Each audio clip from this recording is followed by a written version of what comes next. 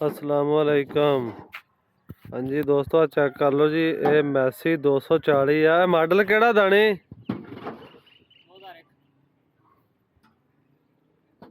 ये 240 2001 मॉडल है जी। ते ट्रैक्टर नूं कीता इन्हां ने मोडीफाई। तुसीं देख लो, आ जगह तो भी तुहानूं ट्रैक्टर खुला लगदा साइड तो, यानी कि आ टायर तो आ चीज़ खुली कीती है। ते इहनूं इन्हां ने पाया वा 60 वाला हिस्सा पिछे पाया, यानी कि इहनूं 2400 बनाया। जिहड़ा कंपनी ने एक नवां मॉडल बनाया सी, जिहड़ा हाले तक लॉन्च नहीं होया। ਇਹ ਤੁਸੀਂ ਚੈੱਕ ਕਰ ਸਕਦੇ ਹੋ। पानी खत्म हो गया, बस पानी रह नहीं गया।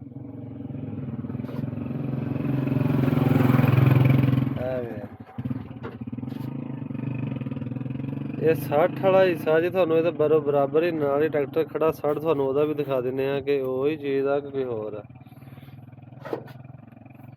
ਇਹ ਬਣਿਆ ਜੀ 2400। ਆ ਥੱਲੋਂ ਵੀ ਚੈੱਕ ਕਰ ਲਓ, ਲੈਂਕਾਂ ਲੂੰਕਾਂ ਹਰ ਸ਼ਾਈ ਜਿਹੜੀ ਆ ਉਹ ਬਦਲੀ ਗਈ ਤੇ ਪਿੱਛੋਂ ਹੋ ਗਿਆ ਹੋਰ ਮਜ਼ਬੂਤ।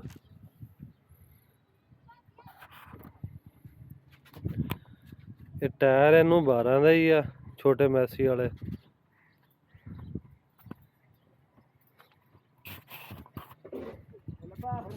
ਆ ਚੈੱਕ ਕਰ ਲਓ, ਇਹ 60 ਨਹੀਂ ਹੈਗਾ, ਕੋਈ ਟਰਬੋ ਸ਼ਰਬੋ ਕੋਈ ਨਹੀਂ ਲੱਗੀ ਇਹਨੂੰ।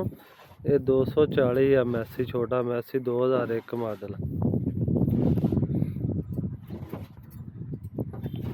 ਤੇ ਇੱਧਰ ਇਹਦੇ ਨਾਲ ਖੜਾ 60।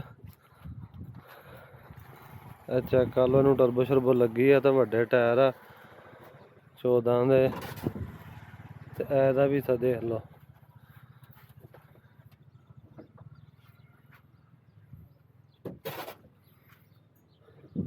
ये पक्का 60। ਇਹ ਹੈਗਾ ਜੀ 60 ਤੇ ਉਹ 240 ਨੂੰ ਇਹਨਾਂ ਨੇ ਬਣਾਇਆ 2400, ਯਾਨੀ ਕਿ 2400 ਨੂੰ ਪਿਛਲਾ ਹਿੱਸਾ ਜਿਹੜਾ ਉਹ 60 ਵਾਲਾ ਹੀ ਆ। ਇਹਨੂੰ ਵੀ ਇਹਨਾਂ ਨੇ ਉਹ 60 ਵਾਲਾ ਹਿੱਸਾ ਕਰ ਦਿੱਤਾ। ਪੈਸੇ ਵਾਵਾ ਸਾਰੇ ਢੇਰ ਸਾਰੇ ਲੱਗ ਗਏ, ਕਹਿੰਦੇ 3 ਲੱਖ ਰੁਪਈਆ ਖਰਚਾ ਆ ਗਿਆ। ਤੇ ਲੇਕਿਨ ਇਹ ਆ ਕਿ ਟਰਾਲੇ ਤੇ ਹੁਣ ਇਹ ਚੱਲਦਾ ਪਿਆ, ਤੁਹਾਡੇ ਸਾਹਮਣੇ ਰੇਤ ਲੱਦਣ ਦੇ ਆ। ਇਹ ਚਿਸ਼ਤੀਆਂ ਚੋਂ ਦਰਿਆ ਦੇ ਰੇਤਾ ਲਿਆਉਂਦੇ ਆ। ਉਸ ਤੋਂ ਇਲਾਵਾ ਮੱਡ ਤੇ ਲੱਗਾ ਵਾ, ਗੰਨੇ ਦਾ ਕੰਮ ਵੀ ਕਰਦੇ ਆ। ਤੇ ਇਹ ਵੇਖ ਲਓ ਜੀ, ਪਾਕਿਸਤਾਨੀਆਂ ਦੇ ਇਹਦਾ ਖੁਦ ਹੀ ਜੁਗਾੜ ਆ, ਆਪਦਾ ਹੀ ਜੁਗਾੜ ਰਹਿਣ ਲਾਇਆ ਖੁਦ ਹੀ। ਤੇ ਟਰੈਕਟਰ ਨੂੰ ਪਿੱਛੋਂ ਹੋਰ ਤਕੜਾ ਕਰ ਦਿੱਤਾ।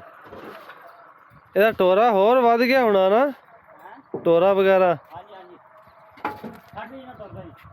60 ਜਿੰਨਾ ਹੀ ਤੁਰਦਾ ਜੀ। ਤੇ ਇਹ ਚ ਬਾਕੀ ਤੁਹਾਡੇ ਸਾਹਮਣੇ ਆ, ਵੇਖ ਲਓ।